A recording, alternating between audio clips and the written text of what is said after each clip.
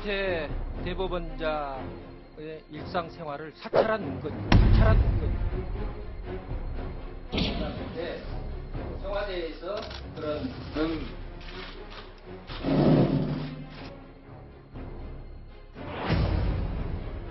청와대가 사법부, 그것도 사법부의 수장인 대법원장을 사찰을 했다는 얘기입니까? 그렇습니다. 삼권 분립이 붕괴된 것이고요. 헌정 질서를 유린하는 것입니다. 이것은 명백한 국권분란입니다. 부총리급 공직자의 임명과 관련해서 정윤회 씨가 저희가 알기로는 한 7억 정도의 돈을 받았다. 그렇게 전해 들었습니다. 어느 부총리인지 얘기해 주실 수 있습니까? 이건 뭐 제가 말씀드리기가 좀 그렇습니다. 말하기가 곤란하다. 지금 현직에 계시기 때문에 1월 달에 1월 6일 날 정윤회 문건이 보도되고 2월에 박근혜 대통령이 두 사람 이혼하는 게 좋겠다. 권유한 것으로 되어 있고요. 그리고 3월에 이제 이혼한 것으로 이렇게 되어 있습니다. 모든 문건이 박근혜 대통령한테 서면으로 보고되고 비서실장한테도 보고가 됐어요. 예, 다 보고가 예. 된 거라. 근데 김기춘 실장이 지난번에 우리 청문회에 나오셔가지고 정윤회 최순실 전혀 모른다고 그랬거든요. 이거 어떻게 생각하세요? 100% 유정입니다. 만났을 때 청와대에서 그런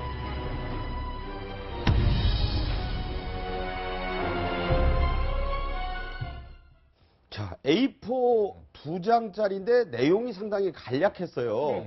그래서 기대보다는 좀 별게 없는 거 아니냐 이런 말들까지 나왔는데 어디서 작성된 걸로 봐야 됩니까? 네, 대법원장과 그다음 그 방통위원장을 지낸 최성준 전 춘천지법원장의 동향이 담긴 이 정말 간단하긴 한데 어쨌든 이게 청와대까지 보고가 된 문건이다. 조한규 사장이 단정적으로 얘기해서 어디서 어떤 루트로 거기가 작성이 돼서 올라간 것인가 되게 궁금증이 일었는데 저 뭐 청문회 현장에서 지금 김성태 의원이 들고 있듯이 차자가 보이잖아요. 워터마크라고 그러죠? 네, 워터마크. 공공기관들, 국정원뿐만 아니라 뭐 그 여러 가지 고위 공공기관들, 기밀취급을 많이 하는 데는 복사를 하면 저렇게 반드시 워터마크가 찍힙니다.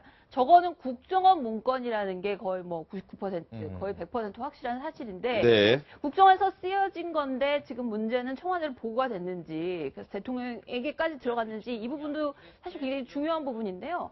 청와대에서는 어쨌든 아주 명확하게 얘기는 하지 않습니다. 청와대에 저게 국정원을 통해서 들어온 게 맞는지 이 부분에 대해서 당시 근무하던 직원들이 지금 없기 때문에 확실하게는 모르겠다. 이런 모호한 입장을 하고 있는데요. 네. 어쨌든 국정원을 통해서 민정수석실에 저런 첩보가 들어갔다면 왜 들어갔는지 그 배경에 상당히 의문이 들긴 합니다. 자, 대법원장이 또 판사들이 아주 발끈하는 대목인데 자, 이 부분에서 밝혀야 될 거 가장 핵심이 뭘까요? 그러니까 저거는 역시 그러니까 지금 이제 조한규 전 세계일보 사장이 얘기했듯이 이게 사찰 문건이냐, 네. 아니면 단순한 동향 보고냐, 동정 보고냐. 근데 이제 동정 보고라도 자 동정 보고를 그 왜 대법원장이나 이 춘천지방법원장에 대해서 동정 보고를 꼭 해야 되느냐? 글쎄요. 그건 뭐 사실은 그거 안 하는 게 뭐 원칙이죠. 네. 그러나 또 단순한 동정 보고라면 사실은 국가 주요 인사에 대해서는 어느 정도의 동향 보고는 필요하다고 얘기하는 사람들도 상당히 있어요. 국가 네. 관리상. 예. 그러나 그게 사찰에까지 이르러서는 곤란하다. 이거는 뭐 다 동의하는 거 아니겠습니까? 그렇죠. 그런 점에서 본다면 이제 그 조한규 전 사장의 경우에는 이게 뭐 명확한 사찰. 그리고 이제 전날 또 무슨 얘기까지 했냐면 전방위적인 사찰이라고까지 얘기를 했어요. 그러니까. 그렇다면 저런 정도의 우리가 일반적으로 알 수 있는 저런 내용이 아니라 정말 사찰이라고 할 수 있는 거예요. 예를 들어서 양승태 대법원장이 뭐 어느 술집에 가서 뭘 어떻게 했네 뭐 이런 정도의 사찰 문건까지 가지고 있나 싶은 생각이 들 정도로 전방위적이라는 표현을 썼기 때문에 그 부분도 아마 그 이게 전방위적인 사찰인지 단순 동향 보고인지 이런 것 부분에 관해서 그 밝혀야 된다. 왜냐하면 정말 그 조 전 사장이 얘기했듯이 전방위적인 사찰이라면 이건 반헌법적 행위죠. 저 자체가 또 하나 그 탄핵 사유가 될 만한 내용입니다. 자, 그리고 이제 부총리급이 대한민국에 몇 명이냐를 국민들이 공부하는 상황이 왔잖아요. 네, 그렇죠. 7억 원, 정윤회 씨 나오고 가장 화제가 된 부분은 사실 이거였거든요. 예. 당사자로 한때 지목됐던 황찬현 감사원장은 아니다라고 이제 이른바 벗겨진 그런 셈이 됐는데 누명이라면 누명이. 자, 이거는 어떤 의혹이 있을까요? 이거는 그러니까 그 대법원 장권은 문건이라도 뭐 동향보고든 뭐든 문건이라도 있지만 이 7억 얘기는 문건도 없어요. 조한규 전 사장이 내가 구두로 그런 보고를 받았고 그래서 취재를 하던 중에 사장직에서 해임이 됐기 때문에 내가 더는 사실관계 파악을 못했다라고 이제 얘기를 했어요. 저는 이거는 좀 그런데 또 하나가 이제 김영환 전 민정수석의 비망록에 업무수첩에 뭐 7억 이렇게 돼 있고 뭐 그 정윤의 인척이 정윤회 잘하는데 뭐 7억 정도 들고 가야 말이 된다. 뭐 이런 식의 어떤 메모가 있어서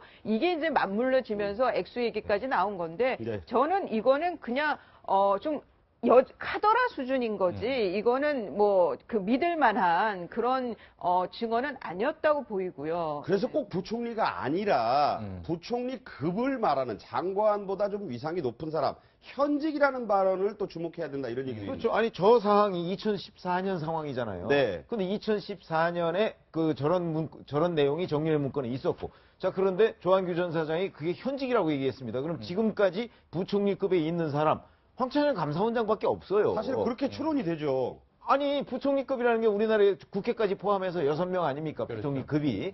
근데 황찬현 감사원장 외에는 현직에 있는 사람이 없어요. 그러니까 그런데 국가원칙에 맞는 사람은 그렇지. 근데 조한균 전 사장이 나중에 오후에 들어서는 그게 황찬현 감사원장이냐 그러니까 아니라고 또 얘기를 했어요. 그러니까요. 그러면 본인의 발언을 스스로 뒤집은 게 되잖아요. 오전에 한 발언을 오후에 뒤집은 게 되는데 자 그렇다면 누구냐?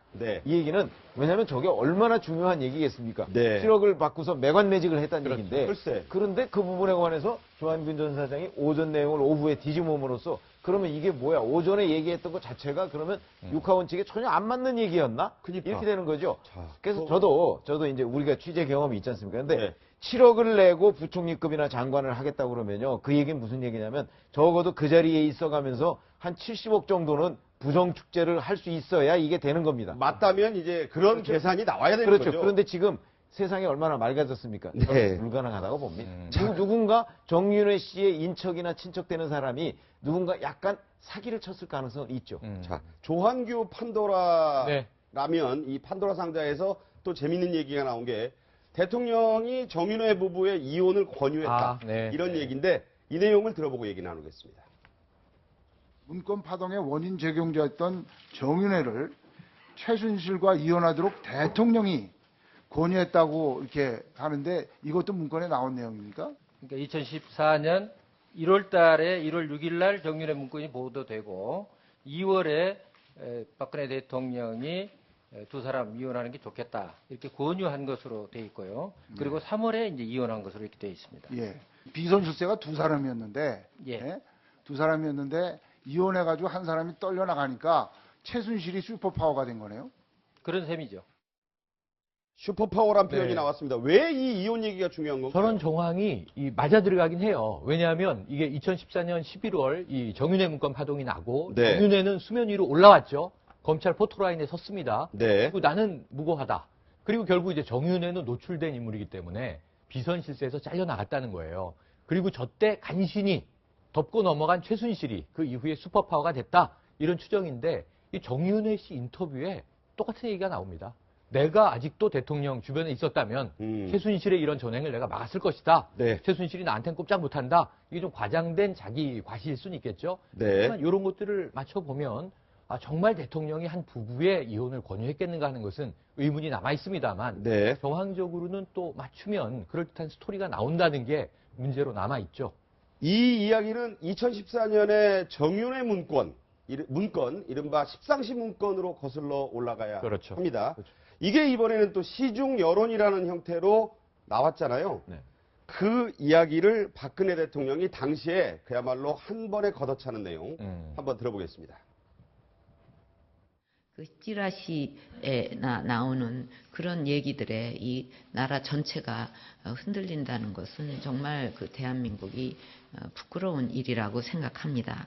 결코 있을 수 없는 국기문란 행위입니다. 이런 공직기강의 문란도 반드시 바로 잡아야 할 적폐 중 하나입니다. 유난스러운 강조는 유난스러운 긍정을 의미한다는 말이 있는데 저도 저런 얘기를 돌아볼 때 저때 참 발언의 강도가 강했다 이런 생각 들거든요. 그렇죠. 우리가 국기문란이라고 하는 게 어마어마한 범죄를 얘기하는 거 아니겠습니까? 그렇죠. 자, 그런데 저는 저 자체 모순이 있다고 생각해요. 대통령이 자, 이 내용 콘텐츠 자체를 찌라시나 있는 내용이라고 얘기를 했지 않습니까? 그러니까 찌라시라고. 그러니까 우리가 흔히 얘기하는 찌라시라는 건 이제 이른바 여의도나 뭐 이런 데서 돌아다니는 정보지 얘기하는 거 아니겠습니까? 증권과 사설 정보지. 사설 정보지. 예. 근데 이 증권과 사설 정보지는 사실 신뢰도가 확 떨어지는 내용입니다. 거의 안 믿죠. 그렇죠. 근데 이 증권과 사설 정보지 내용은 그 수준이라고 얘기하면서 그걸 유출한 거는 왜 국기문란이죠, 그러면? 네. 아니, 이게 뭐 쓰레기 같은 자료 그냥 좀 유출했는데 그게 안 왜 맞았어요, 국기문란이겠어요? 앞뒤가. 그러니까 국기문란이 되려면 이 유출한 정보가 굉장히 중요한 국가 기밀이어야 그걸 유출한 게 국기문란이 되는 겁니다. 네. 그래서 박근혜 대통령이 저 당시에 규정하고 얘기했던 것이 자체 모순이다 하는 것이고, 자, 지금 와서 돌아보면 그 십상시 문건이라는 것이 사실은 검찰에서 조사할 때 유출 부분만 조사하고 내용은 조사를 거의 안 했어요. 안 했거나 사실상 덮었죠. 그때 이제 우병우 민정비서관이 있잖아요. 그 뒤에는. 그렇죠. 네. 그러니까 사실상 덮었어요. 그런 걸 보면 지금 이렇게 돌아보면 결국은 그 당시에 정윤회 문건의 콘텐츠 부분, 내용 네. 부분도 상당한 정도의 사실이었던 것이 아닌가. 그래서 지금 이제 특검이 정윤회 문건을 다시 수사해야 된다 이런 얘기가 나오고 있는 겁니다. 네. 여기서 중요한 또 하나의 인물로 얘기를 옮기겠습니다. 박정희 전 대통령부터 무려 8명의 대통령들을 거치면서 음으로 양으로 막강한 권한과 권력을 휘둘러온 별명이 기춘대원군이죠. 김기춘 전 청와대 비서실장도 판도라 상자에 남은 굵직한 의혹 덩어리입니다. 특검은 그 열수행인 이른바 김영한 비망록, 김영한 전 수석의 업무 수첩을 집중 수사할 방침인데요. 먼저 영상부터 보시겠습니다.